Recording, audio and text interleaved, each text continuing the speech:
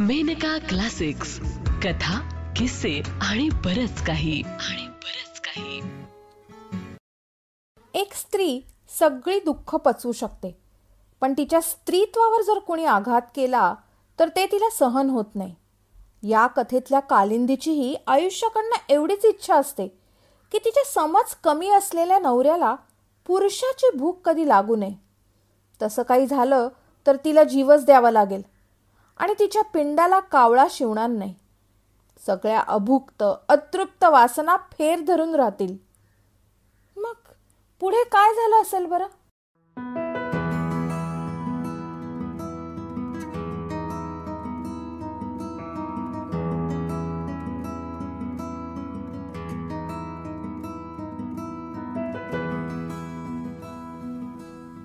कथा कालिंदी. लेखिका लता सप्रे. वाचन मुग्धा फाटक. अगदी अलीकडे कुणाशी तरी बोलण्यात कालिंदी हे नाव ऐकलं. कुठे बरं? कोणाशी बरं बोलत होते मी? आठवलं. परवा माई आल्या होता. माईंचा सहवास मला आवडतो. माईंशी गप्पा मारण्यात वेळ जादूच्या सतरंजीवरून उडल्यासारखा जातो. परवा आईबरोबर असाच काही इकडचा तिकडचा विषय चालला होता. कुणाच्या तरी स्वभावावरून बोलणी चालली होती आणि माई म्हणाल्या, अगदी असा स्वभाव आहे बरं का कालिंदीचा. कालिंदी. मी कालिंदी हे नाव पकडून ठेवलं. का बरं? काही काही नावं मला आवडतात. त्या नावासंबंधात माझे काही काल्पनिक अडाखे तडाखे असतात. त्या नावात माझं एक काल्पनिक नातं गुंतलेलं असतं. तसंच हे एक नाव भगवती. भगवती या नावाची व्यक्ती माझ्या ओळखीची नाही. हे नाव कुठल्या तरी व्यक्तीच्या संबंधात मी ऐकलंय असंही नाही. पण तरीही भगवती हे नाव माझ्या आयुष्यात घोटाळत असतं. जेव्हा जेव्हा मी थकते, मन उदास होतं, डोळे भरून येतात, तेव्हा मला सावरून घेणारं एक खंबीर अस्तित्व त्या वेळेच्या माझ्यातूनच मला जाणवतं. हे अस्तित्व त्यावेळेच्या माझ्या मनाच्या नैराश्यातून मला परत माणसात आणतं. प्रत्येक माणसात अशी एक माणसाला परत पायावर उभं करणारी उपजत प्रवृत्ती असते. त्या भावनेचं नाव मी भगवती ठेवलेलं आहे.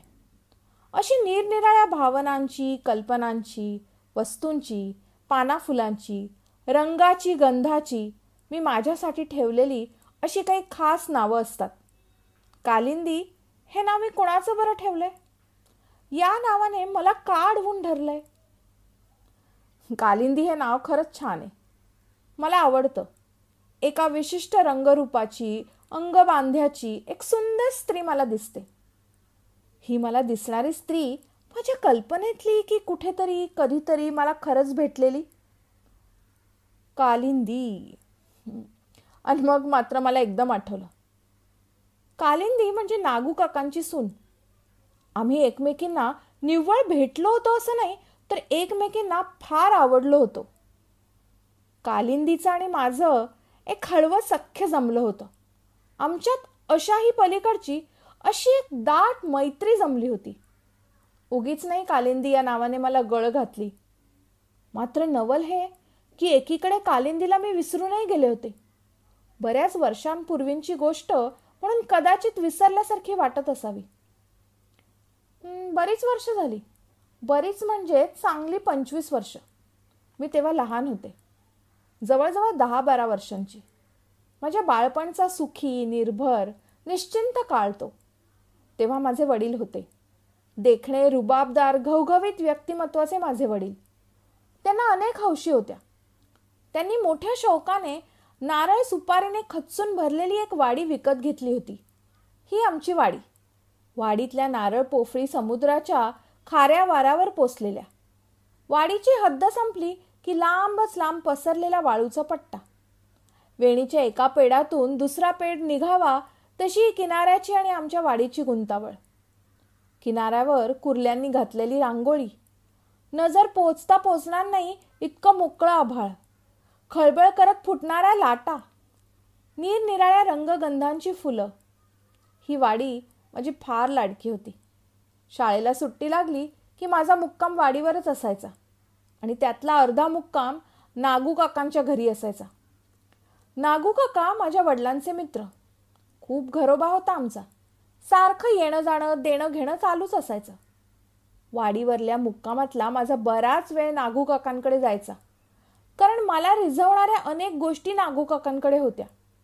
अंगणभर सांडणारी प्राजक्ताची फुलं, घरामागच्या डोंगरावरलं करवंदाचं रान, खिडकीत टांगलेल्या चकचकीत पितळी पिंजऱ्यातला चुरूचुरू बोलणारा मिठ्ठू, आंब्याला बांधलेला झुला, नागू काकांच्या घरभर हिंडणारं मांजराचं कुटुंब. माझा वेळ नागू काकांकडे छान जायचा.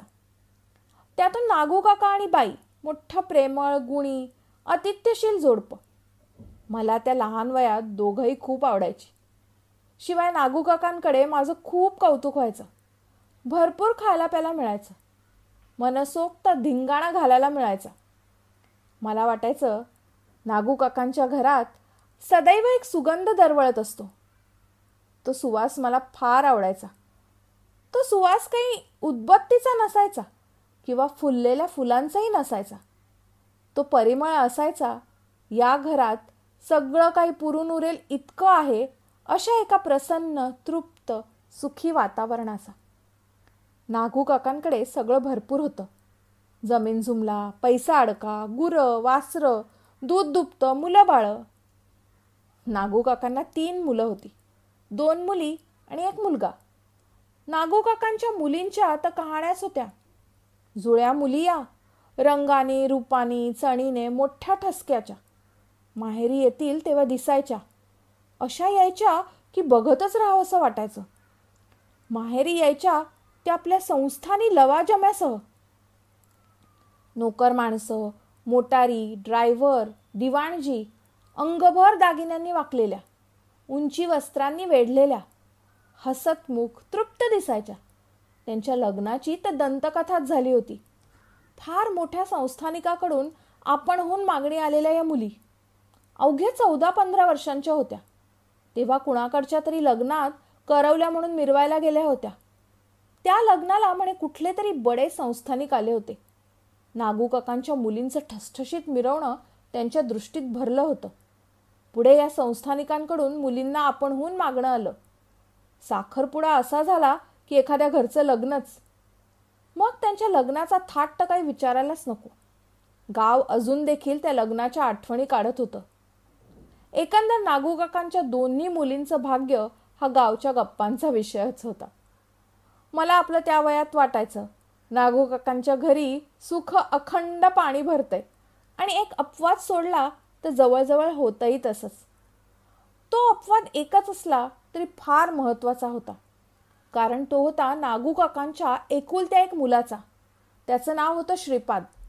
श्रीपाद त्या वयात मला असून नसल्यासारखाच वाटायचा, कारण त्याचं उभं अस्तित्वच असून नसल्यासारखंच होतं. गुडघ्यापर्यंत हाफ पॅन्ट घातलेली त्याची खुजी, कमालीची कुरूप बावळट मूर्ती नागू काकांच्या नोकर माणसातच खपून जायची. श्रीपादचं वागणं देखील असायचं नोकर माणसांसारखंच. तो मुळी बहुतेक वेळा घरात नसायचा. कुठली तरी हलकी सलकी सांगकामं करत असायचा किंवा काम नसलं तर विडी फुंकत अंगणात बसून असायचा. तो कधी कोणाशी आपणून बोलायचा नाही आणि कोणी त्याच्याशी काही बोललं तर त्याच्या ओठांवरून एक ओशाळ वेडसर हसू सांडत राहायचं. श्रीपाद होता कणकेच्या लिबलिबीत आकार विरहित गोळ्यासारखा, कणा नसलेल्या एखाद्या निर्जीव वस्तूसारखा. माणूस म्हणून जे एक व्यक्तिमत्व माणसाजवळ असतं तेच श्रीपादजवळ नव्हतं. तसं तो कधी बेफाम होणं वा आरडणं ओरडणं असं काही करत नसे. खरं तर काहीच करत नसे. धड वेड्यात जमा नाही व धड माणसात जमा नाही अशी एक कुठली तरी करुण अवस्था होती श्रीपादची. मला आठवतं आमच्या घरात आम्हा बहिणी बहिणीत भांडणं झाली की आम्ही एकमेकींना शाप देत असू, तुझं लग्न होईल नागू काकांच्या श्रीपादशी. श्रीपादशी लग्न करणं ही कल्पना देखील त्या वयात सापावर पाय पडावा अशी वाटायची. पुढे एका मोसमात याच श्रीपादचं लग्न ठरलं. बाई पुण्याला गेल्या आणि श्रीपादसाठी बायको ठरवून आल्या. गावभर सांगायला लागल्या, लग्नाला यायचं बरं का, माझ्या एकुलत्या 1 मुलाचं लग्न असं थाटात करणार आहे मी. नागू काकांच्या घरावर थाटाच्या लग्नाचं तोरण चढलं. ऐकताच क्षणी मला आपली लग्नात मज्जा करायला मिळणार याचीच हौस वाटली. पण नंतर थोड्या वेळाने माझा जीव निश्चितपणे उदास झाला. त्या वयात देखील मला दुःख वाटलं कुठली मुलगी तयार झाली असेल श्रीपादशी लग्न करण्यासाठी. कशी असेल ही मुलगी, काय वाटत असेल हिला, कशी जगेल ही. मला त्यावेळी आठवली होती भिंतीवर बसणारी इवली इवली पाखरं आणि त्यांचा वेध घेऊन त्यांना अचानक गिळणारी पाल. श्रीपादचं हे लग्न बरंच गाजलं. गावभर त्याची चर्चा सुरू झाली. आमच्या घरात दुपारी अंमळ लवणलेल्या बायका श्रीपादच्या लग्नाविषयी बोलत असलेल्या मी ऐकल्या. हे बरं नाही केलं बाईंनी. कुणा मुलीचा असा बळी घ्यायचं काय कारण? काही अडणार होतं का श्रीपादच्या लग्ना वाचून? निदान नागू काकांनी तरी अडसर घालायचा होता. मोठे न्यायी आहेत ना नागू काका. इतरांना न्याय देणं वेगळं आणि स्वतःवर बेतलं म्हणजे त्याच न्यायाने वागणं वेगळं.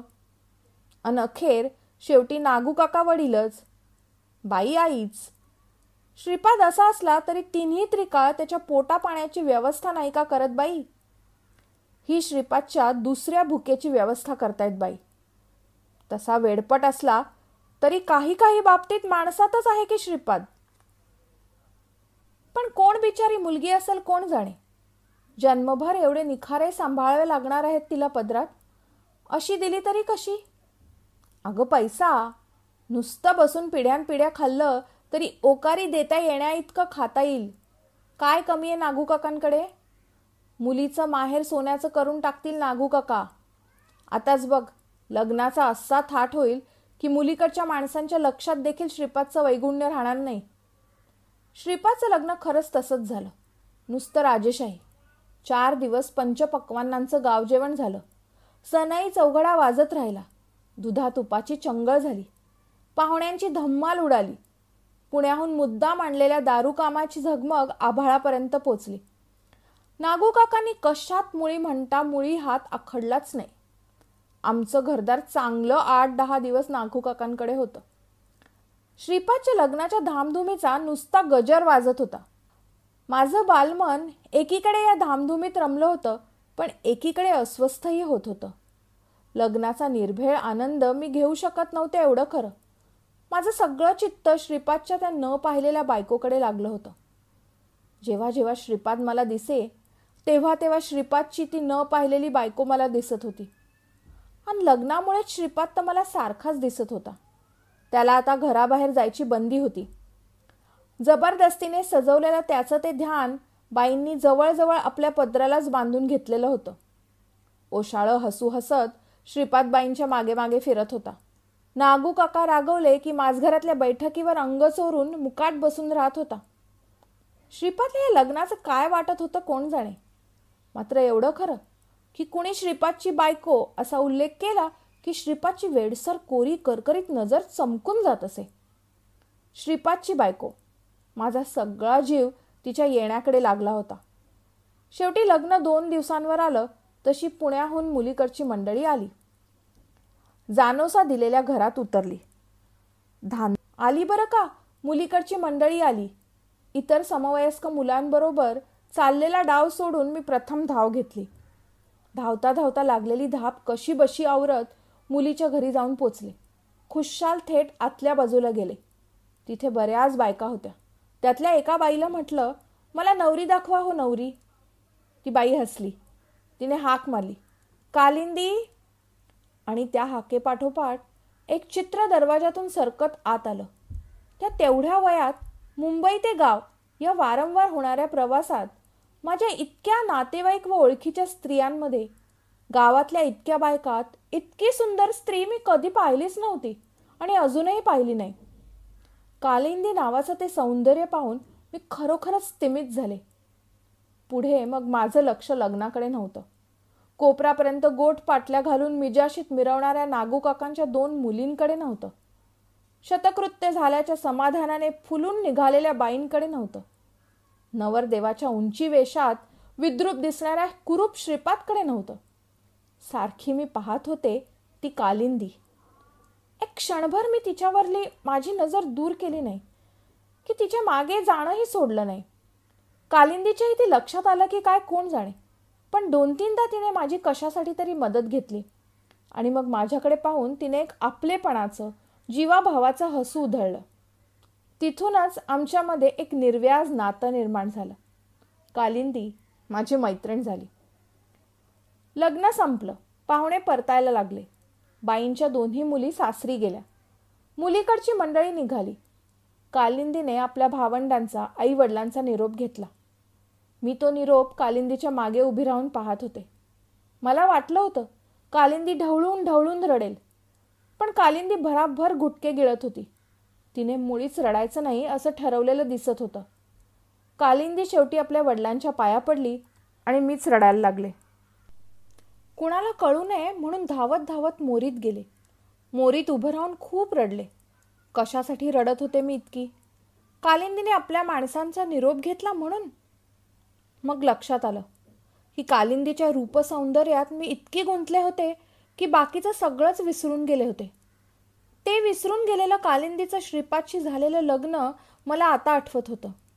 इतक्या रूपवान, सुडोल बांध्याच्या, गव्हाळ वर्णाच्या, नारळा एवढा अंबाडा असलेल्या, तपकिरी चमकदार डोळ्यांच्या कालिंदीचं कुरूप, बावळट, खुजा, वेडपट श्रीपादशी लग्न झालं म्हणून मी रडत होते.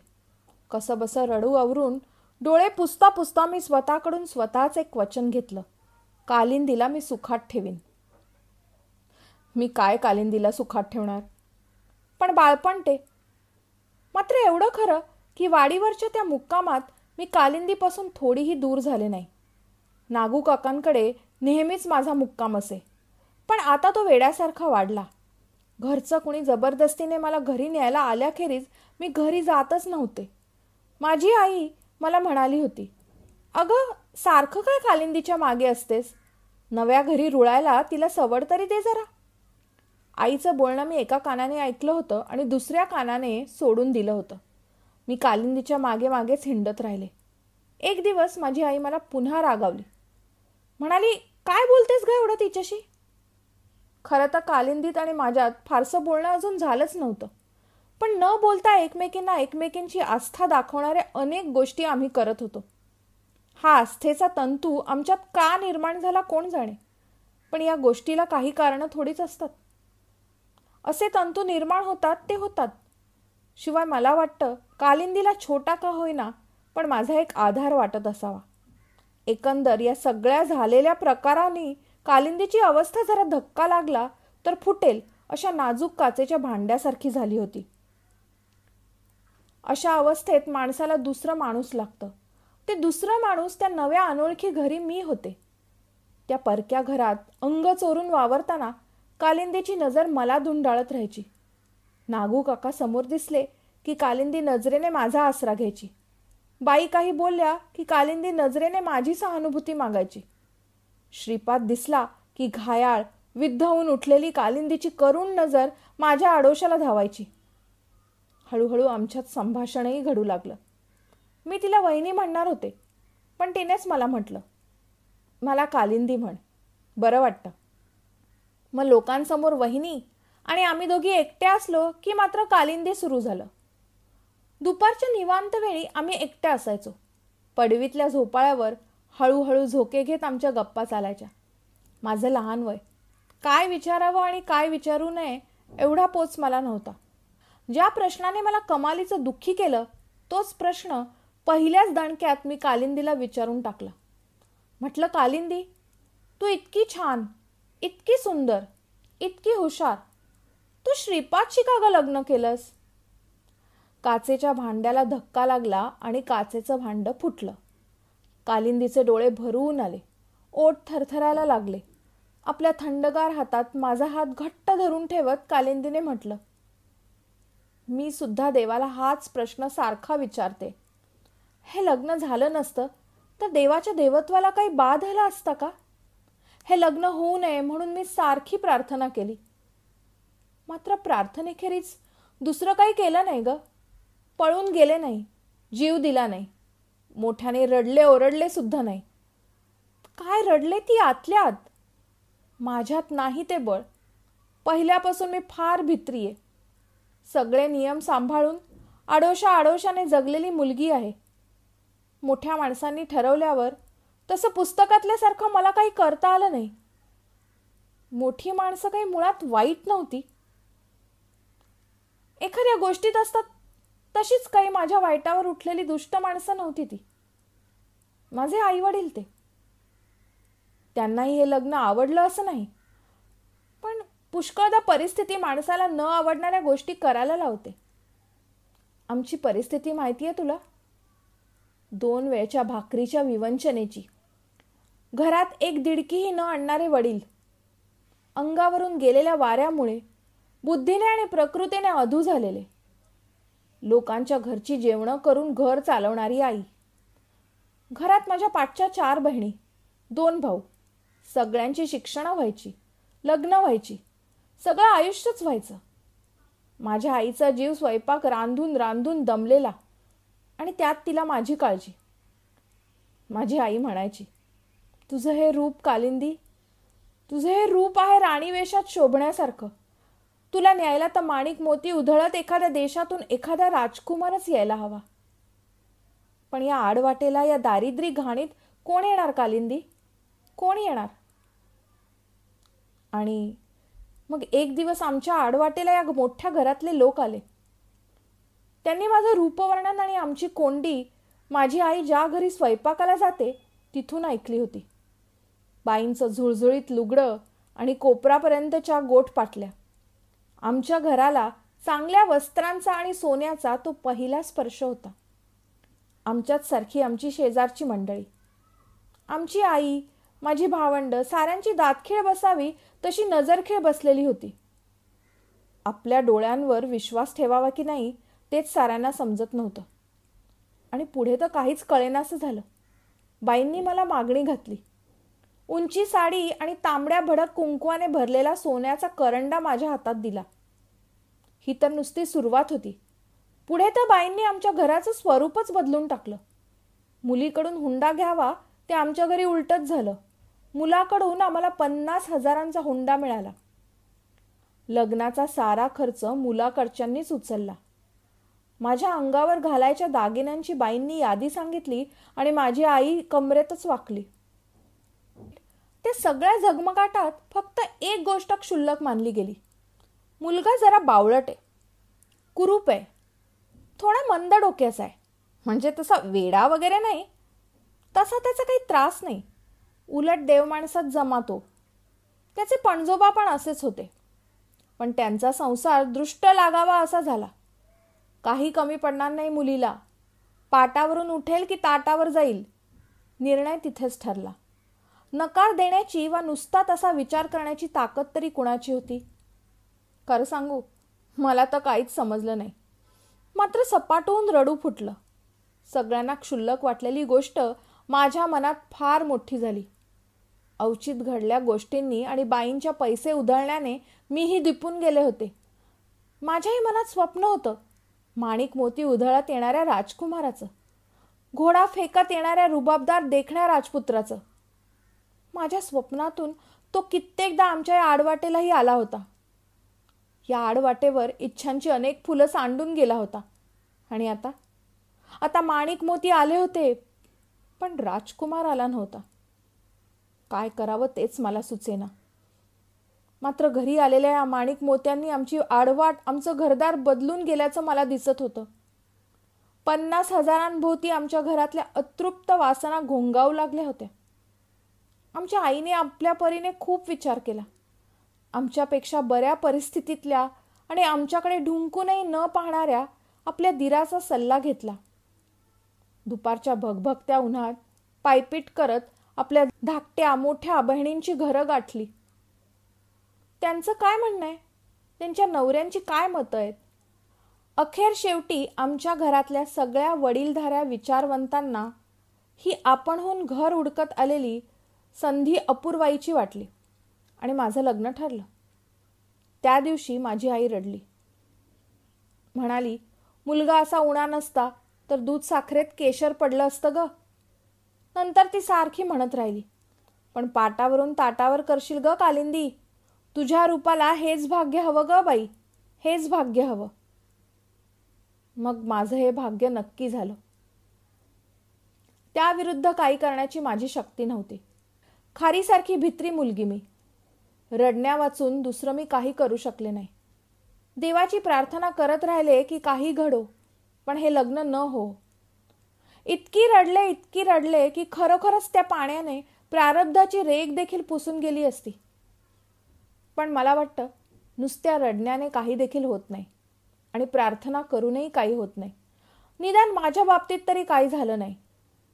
बाई येतच राहिल्या. सगळं ठरतच गेलं.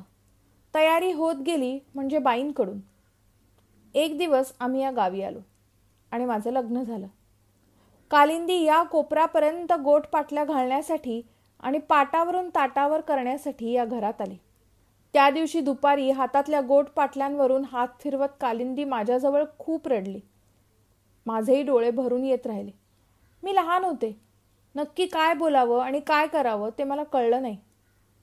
माझ्या तळव्यांनी कालिंदीचे डोळे पुसत मी म्हटलं, रडू नको कालिंदी, रडू नकोस ग. मात्र त्या दिवशी कालिंदीला त्या घरात एकटं सोडून आपण घरी जावं असं मला वाटेना. चांगला अंधारून येईपर्यंत मी कालिंदीच्या अवतीभोवती फिरत राहिले. शेवटी माझ्या आईने मला घरी नेण्यासाठी मोलकरीण धाडली. त्या रात्री मला नीटशी झोप आलीच नाही आणि झोप लागली तर माझ्या स्वप्नात आपला एक राजपुत्रच येत राहिला आणि मी त्याला कालिंदीच्या नव्या घराचा ठाव ठिकाणा सांगत राहिले. दुसऱ्या दिवशी मी हे माझं स्वप्न कालिंदीला सांगितलं. कालिंदीने माझ्या मस्तकावरून हात फिरवला आणि म्हटलं, किती ग माझा विचार करतेस? सकाळी उठल्यापासून ते रात्री झोपेपर्यंत माझ्या डोक्यात कालिंदीच असे. सकाळी उठल्या उठल्या कालिंदीसाठी बकुळीची माळ ओवायची, कालिंदीला देण्यासाठी प्राजक्ताची फुलं गोळा करायची. आमच्या घरी राय आवळ्याचं झाड होतं. या आवळ्यांसाठी आम्हा भावंडात मारामारी होत असे. माझा तुझा वाटा होत असे. आता एका अधिक वाट्यावरून मारामारी होऊ लागली. कालिंदीचा वाटा. कुणी काय माझ्या हातावर ठेवलं, घरात काही गोडधोड नवल विशेष झालं की त्यातही कालिंदी असे. कालिंदीला करवंद आवडतात म्हणून वेळी अवेळी मी नागू काकांच्या घरामागचा डोंगर तुडवायला निघत असे. आईने काही म्हटलं तरी मी कालिंदीची पाठराखणी करणं काही सोडलं नाही. दुपारच्या वेळी झोपाळ्यावर बसून आमच्यात गुजगोष्टी चालत. कधी कालिंदी हलक्या स्वरात गाणं म्हणत असे, कधी मला एखादी कहाणी सांगत असे, कधी पुण्याविषयी, कधी कालिंदीच्या घरातल्या माणसांविषयी, कधी कालिंदीच्या मैत्रिणींविषयी. कालिंदी खूप काही बोलत राही. कधी कधी मला वाटायचं कालिंदीचे डोळे टापूसले आहेत. कालिंदी नक्कीच रडली असावी.